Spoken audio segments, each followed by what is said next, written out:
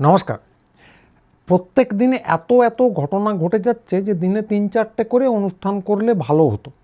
তো সেটা তো করা যাচ্ছে না, ফলে একটাতেই সব কিছু ঠেলে গুঁজে দিতে হবে। তো গতকাল যা যা ঘটেছে তার মধ্যে সবথেকে ভালো কাণ্ডটা ঘটিয়েছে হচ্ছে গদি মিডিয়া। পশ্চিমবঙ্গ সরকারের শিক্ষা উপদেষ্টা হয়েছেন বাহুবলী শ্রী শ্রী অর্জুন সিং, এটা আমরা সবাই জানি। তো তাঁর কাছ থেকে শিক্ষা নিয়ে কিনা বলতে পারবো না। তো গদি মিডিয়া শুরু করে দিল শিন্ডে মডেল। তো তৃণমূল নাকি ভেঙে টুকরো টুকরো হয়ে যাচ্ছে, সত্যি কিনা জানি না। শুনলাম যে ঋতব্রত বন্দ্যোপাধ্যায় নতুন দল তৈরি করে ফেলছেন, সেই দলের নাম কি হবে আমি জানি না, তৃণমূল হতে পারে। কেউ কেউ বলছেন প্রতীক শুদ্ধ চলে যাবে, উনি আসল তৃণমূল হবেন। তো সে খুব ভালো কথা, যা খুশি হোক, তৃণমূল টুকরো টুকরো হোক। কিন্তু গদি মিডিয়া দেখলে পরিষ্কার বোঝা যাচ্ছে যে এই যে ঘোড়া কেনা বেচা যাকে বলতাম, যেটা একসময় নিন্দনীয় ছিল, সেটা ভয়ঙ্কর মহান জিনিস। তো এইটা আমরা গদি মিডিয়া না দেখলে, অন্তত গতকালেরটা না দেখলে বুঝতে পারতাম না। তো ওদিকে তৃণমূল পুরো তো উঠেই যাচ্ছে, যেটা বললাম যে এখন শুধু ভালো ভালো বিরোধীদের যুগ, ভালো তৃণমূল, ভালো সিপিএম ইত্যাদি। তো এই আওয়াজের মধ্যে মিডিয়ায় এই ক্রমাগত ঢাকঢোল বেজে চলেছে। তার মধ্যে মমতা বন্দ্যোপাধ্যায় গতকাল বসেছিলেন ধর্নায়। তো সেইটাই হচ্ছে মূল কথা, যে যেখানে আমরা যা দেখলাম সেখানে সেই নিয়ে গদি মিডিয়া সেটাকে বলতে পারি কমেডি অফ এরার্স। তো এক চ্যানেলের এক সাংবাদিককে আগের দিন ওই অভিষেক বন্দ্যোপাধ্যায়ের ঘটনার পর পাঠিয়েছিল বাজারে। তো তিনি সেখানে গিয়ে পচা ডিমের দরদাম করছিলেন। তো সেটাই নাকি ছিল ওদের খবর। তো তিনি আজকে দেখলাম গেছেন ধর্না মঞ্চ কভার করতে। তো তারপর বলা বাহুল্য সেখান থেকে দুর্দর্শ সব খবর আসতে শুরু করলো। তো প্রথমে দেখলাম গদি মিডিয়া ধর্নাই খুঁজে পাচ্ছে না, লোক কোথায়, ধর্না কোথায়, কোথায় মিটিং হচ্ছে, কিছুই তো হচ্ছে না ইত্যাদি। তারপর দেখলাম যে না, ধর্নাটা আছে কিন্তু সেখানে নাকি একটাও লোক নেই। তারপর দেখলাম নানা লোক আছে কিন্তু কোনো নেতা তো নেই। তারপর দেখলাম নানা নেতাও তো আছে কয়েকটা, কিন্তু হাকিম ওখানে নেই। তো এর মধ্যে তো সমানে চলছে তৃণমূল কীভাবে ভেঙে যাচ্ছে 50টা লোককে নিয়ে, মানে 50 জন বিধায়ককে নিয়ে, বলা বাহুল্য 50 জন ঘোড়াকে নিয়ে ঋতব্রত ঘোড়সওয়ারের মতো অশ্বমেধ যজ্ঞ করবেন বলে চলেছেন বিধানসভায় ইত্যাদি প্রভৃতি। তো এর মধ্যে কি হলো, কাণ্ড যেটা ঘটলো, মমতা বন্দ্যোপাধ্যায় শুরু করে দিলেন ফেসবুক লাইভ। তো তাতে দেখা গেল কি কাণ্ড, গুছিয়ে লোক তো মানে জনজোয়ারই একরকম করে বলা যায়। তখনও কিন্তু গদি মিডিয়া খবর করে যাচ্ছে জনজোয়ার নেই, লোক নেই ইত্যাদি। একটা খবর তো দেখলাম জনজোয়ারে লোক নেই। তো যাই হোক, মানে গুছিয়ে লোক দেখতে পেলাম তখন ওই লাইভটাতে, আমি তার বাইরে তো আর দেখিনি। তো তৃণমূলের আগের যে ধর্না হয়েছিল নির্বাচনের আগে এসআইআরের সময়, সেখানে এর ভগ্নাংশও দেখিনি। এবং সেই লাইভ দেখছে গাদা গাদা লোক, মানে হাজার হাজার লাইক পড়ছে। এত লোক যে তৃণমূলের লাইভ দেখে আমার কোনো ধারণা ছিল না। তো এইবার যেটা হলো, যে জন্য আমি হাসছি, সেটা হলো গদি মিডিয়ার শ্যাম রাখি না কুল রাখি অবস্থা। জনজোয়ারে লোক নেই, এরকম একটা মাঝামাঝি জায়গা চলে এলো। তো সমস্যাটা কি আমি আন্দাজ করতে পারলাম, যে এত লোক হয়েছে সেটা দেখালে তো দিল্লি থেকে ধমক আসবে। তো ভয় এবং ভক্তি যাই হোক, সেই ধমক তো সহ্য করার জায়গা নেই। আর যদি না দেখান তাহলে তো টিআরপি হু হু করে পড়বে। তাই এবার নতুন করে পোঙো ধরা শুরু হলো, যে সভা হচ্ছে ঠিকই কিন্তু সভায় প্রবল বিশৃঙ্খলা। তো আমি লাইভে যা দেখলাম, তো বিশৃঙ্খলা সত্যিই ছিল। তো গাদা গাদা লোকে স্লোগান দিচ্ছে, বক্তব্য চলছে, বাঁধা মঞ্চও নেই। শুনলাম যে শেষ মুহূর্তে নাকি অনুমতি দেওয়া হয়েছে, মাইকের অনুমতি দেওয়া হয়নি, মঞ্চ বাঁধার অনুমতি দেওয়া হয়নি। ফলে কি বলা হচ্ছে তার অর্ধেক জিনিস শোনা যাচ্ছে না। কিন্তু কথা হলো, লোক নেই, জন নেই, নেতা নেই, কিছুই নেই, এমনকি পারমিশনও শেষ মুহূর্তের। তাহলে গদি মিডিয়াকে দেখলে একটু প্রশ্নটা করবেন যে বিশৃঙ্খলাটা আসলে করলো কারা, ভূতে এসে? তো এই কনফিউশনটা ওরা মেটাতে পারবেন না। এবং যেহেতু গদি মিডিয়াকে কেউ চেপেও ধরে না, সবাই লেলা করে গিয়ে ওখানে মুখ দেখাতে পারলেই খুব ধন্য হয়ে যায়, ফলে এই প্রশ্নটা কেউ করবেন বলে আমি আশা করি না। তা আপনারা, আমার যারা দর্শক আছেন, তারা যদি দেখতে পান একটু প্রশ্নটা করবেন। তো এর মধ্যে ওই তৃণমূল এর যিনি মাথা, তিনি ঘটালেন আরেক কাণ্ড, অর্থাৎ কিনা ঋতব্রত বন্দ্যোপাধ্যায়। তো তাঁকে বিধানসভার সামনে দেখে সাংবাদিকরা প্রশ্ন করেছিলেন যে আপনি কি 50টা নামের লিস্ট দিয়ে এলেন, তৃণমূল কি ভেঙে টুকরো টুকরো হয়ে গেল, আপনি কি আসল তৃণমূল? তো তিনি দেখলাম ততোধিক রেগে উত্তর দিলেন যে আমি শুনছি আমি নানা হোটেলে নাকি মিটিং করছি দক্ষিণ কলকাতার, তো সেখানে নাকি অনেক বিধায়ক জড়ো হয়ে যাচ্ছেন, কিন্তু আমার কাছে তো এরকম কোনো খবর নেই। আমি এই নিয়ে মানহানির মামলা করবো এই অবধি চলে গেলাম, যে আমার মোবাইল টাওয়ার লোকজনকে দিয়ে দেবো, আমি মিটিং করছি, এতে আমার মানহানি এই খবর দিলে আমার মানহানি হচ্ছে, কারণ আমার নেতা তো মমতা বন্দ্যোপাধ্যায় এইসব কথা বলতেন হুবহু না।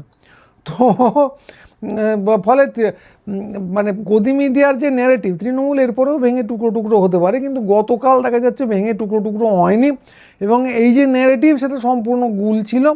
তো ফলে তৃণমূল রি হোক লি হোক যা খুশি হোক, ভেঙে খান খান হয়ে কাচের টুকরোর মতো চারদিকে ছড়িয়ে পড়ুক, কিন্তু এই যে খবর গদি মিডিয়া দিল তার জন্য এদেরকে অতি অবশ্যই একটা পুরস্কার দেওয়া উচিত। মানে ছড়িয়ে ছিটিয়ে লাট করার জন্য প্রথম পুরস্কার তো দেওয়া যাবে না এই কাণ্ডের জন্য। তো শিবরাম বলেছিলেন দ্বিতীয় পুরস্কারও দেওয়া যাবে না, যেটা দিতে হবে সেটা হচ্ছে অদ্বিতীয় পুরস্কার। তো কথাটা হচ্ছে ভাই, মন দিয়ে যদি শ্রী গদির প্রচার করেন তো তাই করুন, শিন্ডে মডেলের জয়গান গাইলে তাই গান, বিরোধীদের কোনো কিছু বিপজ্জনক হয়ে উঠতে পারে, বিপজ্জনক ন্যারেটিভ হয়ে উঠতে পারে মনে করলে একদম ব্ল্যাক আউট করে দেন। এই যে হকারদের নিয়ে ভাঙচুর হচ্ছে, তার যে প্রতিরোধ হচ্ছে সেটাকে তো ব্ল্যাক আউটই করা হচ্ছে। তো কিন্তু তার মধ্যে এইসব আধা খেচড়া কাজ করে নিজেদের জোকারে পরিণত করার কারণটা কি? তো হকারদের কথা বললাম যখন, তখন দিনের দ্বিতীয় অংশ বা গভীর রাতের কথা তো বলতেই হবে। তো সেদিন থেকেই দেখছি, যেদিন অভিষেক বন্দ্যোপাধ্যায়কে নিয়ে হইচই হলো সেদিনই দমদমে বুলডোজারের আক্রমণ হলো। আজকে মমতা বন্দ্যোপাধ্যায়কে নিয়ে একটু হইচই হলো, যদিও খানিকটা চেপে যাওয়ার চেষ্টা হয়েছিল, কিন্তু আজকে গভীর রাত্রে আবার আরেক দফা, মানে এটা একটা রিপিটেটিভ পুনরাবৃত্তি পৌনপনিক প্যাটার্নে দাঁড়িয়ে যাচ্ছে। তো প্রচুর বুলডোজার চলে গেল যাদবপুরে, সেখানে ভাঙচুর হবে বলে আগেই বলা হয়েছিল, যে হকারদের সরে যেতে বলা হয়েছিল, কিন্তু যাদবপুরে এবার একটা অন্য কাণ্ড ঘটলো। তো যাদবপুরের হকাররা মিছিল করলেন, প্রচুর স্থানীয় লোক জমা হলেন, বামরা তার নেতৃত্বে ছিলেন, বিভিন্ন রকমের বাম, সিপিএম ছিল, অন্যান্য রকমের বামরাও ছিলেন, তারা স্লোগান টোগান দিলেন, প্রচুর লোক জড়ো হলো, এবং এই সম্মিলিত চেঁচামেচির মধ্যে প্রতিরোধ তো ঠিক বলতে পারবো না, কারণ ভয়ঙ্কর কিছু হয়নি, এই সম্মিলিত বাধা এবং চেঁচামেচির মধ্যে একসময় দেখা গেল যে বুলডোজার পিছু হটেছে। তো এই নিয়ে খুব বেশি আশা করার কিছু নেই, মানুষ প্রতিরোধ করেছেন কথাটা ঠিকই, কিন্তু বুলডোজার হয়তো আগামীকাল আবার আসবে। যারা ওখান থেকে সরাসরি কথা বলছিলেন তারা সবাই সেরকম আশঙ্কা প্রকাশ করেছে। তো এই প্রসঙ্গে আমার একটা কথাই বলার আছে, যে ছোটোবেলায় আমরা রুশ বই পড়তাম প্রচুর, তো তার মধ্যে অনেকগুলোই দ্বিতীয় বিশ্বযুদ্ধের। তো তার মধ্যে আমি একটা বইয়ের কথা বলবো, বইটার নাম হচ্ছে জীবিত এবং মৃত। তো এই সব কটা বই নানা রকম বই হলেও এই শুরুটা মোটামুটিভাবে এক যুদ্ধের ব্যাপার, তো আর এই গদি মিডিয়ার মতো গুল দেওয়া যাবে না। তো এটা যেভাবে শুরু হতো, যে সোভিয়েতে ফ্যাসিবাদী শক্তি জার্মানির আক্রমণ হয়েছে, এবং জার্মানির যে যুদ্ধ কৌশল ছিল তখন সেটার নাম হচ্ছে ব্লিটজক্রিগ। তো ব্লিটজক্রিগ মানে কি, মানে দ্রুত গতিতে চলে যাওয়া, বিদ্যুৎ গতিতে। তো সেটা কি, ওরা বিদ্যুৎ গতিতে ফ্রন্টের, মানে যুদ্ধের যে সৈন্যবাহিনী দাঁড়িয়ে আছে বিপক্ষের, তার নানা জায়গায় তীব্র গতিতে আক্রমণ করতো, এবং ফ্রন্টে ছেঁড়া করে বহু গভীরে ঢুকে যেত, এবং এইটা বহু জায়গায় হতো। মাঝখানে যে সৈন্যরা শত্রুপক্ষের পড়ে থাকতো, তারা ভাবতো সবাই যুদ্ধে হেরে গেছে, ফলে তারা বিচ্ছিন্ন হতোদ্যম পরাজিত হয়ে ওইখানে পড়ে থাকতো, এবং তার মাঝখান দিয়ে জয়ের রথ নিয়ে এগিয়ে যেত জার্মান বাহিনী। এটাই পদ্ধতি, রাশিয়াতেও তারা সেটাই প্রয়োগ করেছিল। তো এগিয়ে যাচ্ছিল দ্রুত গতিতে, পিছনে পড়ে থাকছিল রুশ বাহিনী, তো তারা আবার জড়ো হবার চেষ্টা করতো, আবার ছত্রভঙ্গ হয়ে যেত, মারা যেত জার্মানরা, এবং এর মধ্যেই এগিয়ে যেত। যদিও তারা একটু একটু করে আরও বেশি বেশি করে প্রতিরোধের সামনে পড়ছিল, কিন্তু দুরমুষ করে তারা এগিয়ে যাচ্ছে। এইটা হচ্ছে এই উপন্যাসের শুরু, এবং এগোতে এগোতে তারা চলে এসেছে একদম মস্কোর দোরগোড়ায়, 50 কিলোমিটার দূরেই মস্কো সোভিয়েত রাজধানী। তো এই অবস্থায় ওই উপন্যাসটা যেটা লেখা আছে, কোনো একটা অখ্যাত গ্রামে কোনো একটা খুব সামান্য ঘটনা ঘটলো। সেই গ্রামটা ওই মস্কো থেকে 50 কিলোমিটার দূরে। তো একটা গম্বুজ ঘরে একটা জার্মান ট্যাঙ্ক আক্রমণ করেছিল। তো একটা গম্বুজ ঘরের সামনে হঠাৎই ট্যাঙ্কের চাকা আটকে গেল, রথের চাকা যেরকম আটকে যায়, ট্যাঙ্কের তো চাকা থাকে না, বেল্ট থাকে, আটকে গেল। মানে প্রতিরোধ, সেখানে 3-4 জন সোভিয়েত সৈনিক ছিলেন, তারা প্রতিরোধ করছিলেন। তো দেখা গেল যে আর গোলা বর্ষণ হলো উল্টো দিক থেকে, কিন্তু পাকা ইঁটের গাঁথনি, গম্বুজটা ভাঙা গেল না।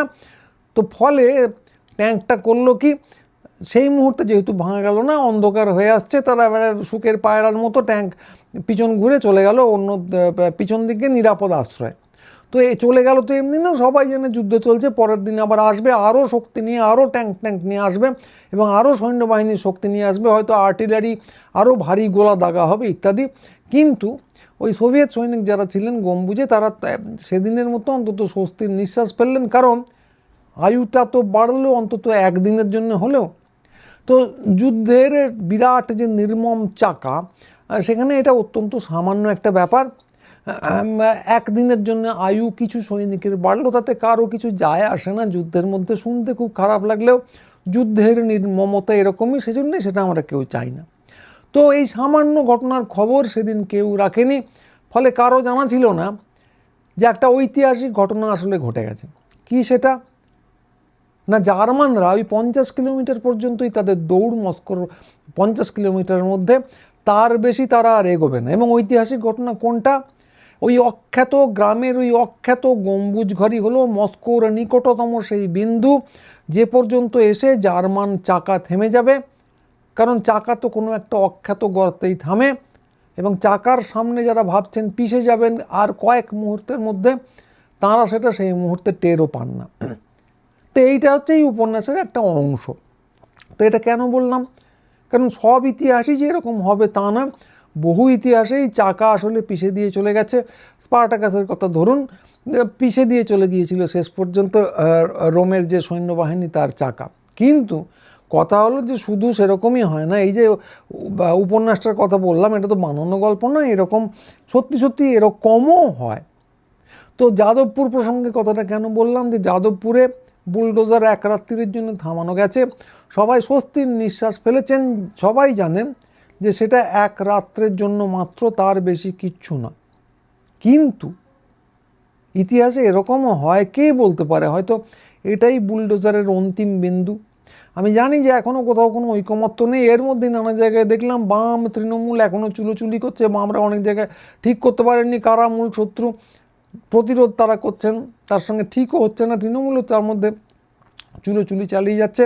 কিন্তু কথা হলো, ওই যে বললাম, এই খাপছাড়াভাবে মমতা বন্দ্যোপাধ্যায় একটা সমাবেশ করেছেন, খাপছাড়াভাবে হলেও এক রাত্রির জন্য আটকে দেওয়া গেছে বুলডোজারকে। কথাটা হলো যে স্প্রিং যতই নড়বড়ে হোক, স্প্রিংকে যদি আপনি চাপতে থাকেন এবং চাপতে থাকেন, একটা সময় পরে সে ঘুরে দাঁড়াবেই, পাল্টা চাপ দেবে। সে মুহূর্তটা কখন আমরা জানি না, একটা সময় আসবে যখন আপনি চেপে আর স্প্রিংকে আরও ছোট করতে পারবেন না, আপনাকেই হাত একটু করে সরাতে হবে। আমি বলতে পারবো না সেই বিন্দুটা এসে গেছে কি না, বলা কারো পক্ষেই সম্ভব না, আশা করব সেই বিন্দুটা এসেছে। তো এই হলো আজকের প্রতিবেদন। আগেই বলছি, দ্রুতগতিতে নানা ঘটনা ঘটে যাচ্ছে, পরের দিন সেসব প্রতিবেদন নিয়ে আবার আসবো, একদিনে তো সমস্ত কিছু ধরানো সম্ভব না। তো ফলে চ্যানেলটার দিকে নজর রাখবেন, সাবস্ক্রাইব করবেন, বন্ধুদের পাঠাবেন, হাইপ করবেন, আমাদের সঙ্গে যোগাযোগ বজায় রাখবেন। কলেজ স্ট্রিটে আমাদের দোকান আছে, শুনছি কলেজ স্ট্রিটে নাকি ভাঙচুর হবে, কেউ কেউ বলছেন, আবার কেউ কেউ বলছেন যে ওটা আসলে গুজব, কোনটা ঠিক কোনটা ভুল পরিষ্কার করে দু একদিনের মধ্যেই জানিয়ে দিতে পারবো। তো নজর রাখবেন এবং আমাদের সঙ্গে যোগাযোগ অতি অবশ্যই রাখবেন। তো আজকে এইটুকুই, সবাই ভালো থাকবেন। রোজ না হলেও পরের ভিডিও নিয়ে খুব তাড়াতাড়ি আবার আসবো। আজকের মতো নমস্কার।